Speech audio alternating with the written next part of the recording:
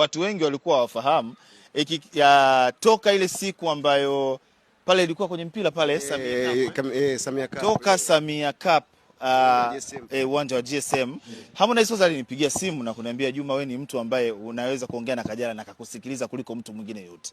Umeona? Kwa na kuomba hapa nyuma, nipo hapa uwanjani, njoo tuzungumze kitu, kwa sababu Kajala akisikia Hamu anakuja, Kajala alikuwa anakimbia anaondoka. Yaani hata kama sehemu ambayo ina hela yeye aingii, alikuwa anamchukia sana. Kwa hiyo nilitumia nguvu nyingi kumuelewesha, yani kumuaminisha kwamba Kajala Harmonize 1, Harmonize 2, Harmonize 3, umeona? Harmonize ndio wanawake kashatembea nao wengi, lakini lakini akikaa na kufikiria wewe. Umeona? Mtu kashajua makosa yake. Umeona? Kwa hiyo nilikuwa naanza kwanza kwa Kajala, alafu nije kwa Paula. Hiyo ndo mti mkavu. Ulikuwa mti mgumu kuliko vitu vyote duniani.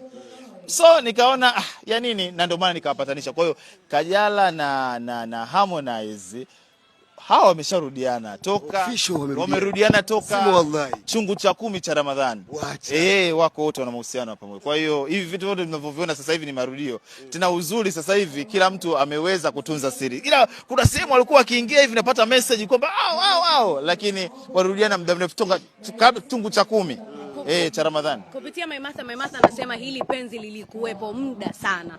Ila wewe ulikuwa hutaki kukubali, kwa sababu kwa mara ya kwanza ulikuwa ukifichwa kwamba hawa watu walirudiana, na baadaye ulipokuja kufahamu ukasema hebu acha kwanza hii niliweke kapuni. Na hili umejitahidi ndugu yangu kwa umbea uliokuwa nao. Yani kwa kusema hakuna mbea yoyote alikuwa anafahamu Kajala kama karudiana na Harmonize.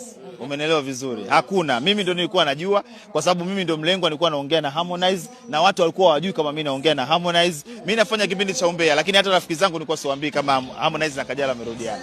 Umeona? Tulishaenda kufanya interview mpaka kwa Harmonize, tukaishia nje. Mimi nilikuwa naongea na Harmonize. Mimi leo ndo nafichua siri kwa mara ya kwanza. Nilikuwa naongea na Harmonize. Harmonize katupa content ipo ndani, lakini nilikuwa najua ndani kuna kitu gani kinaendelea. Alikuwa anatengeneza picha za gym.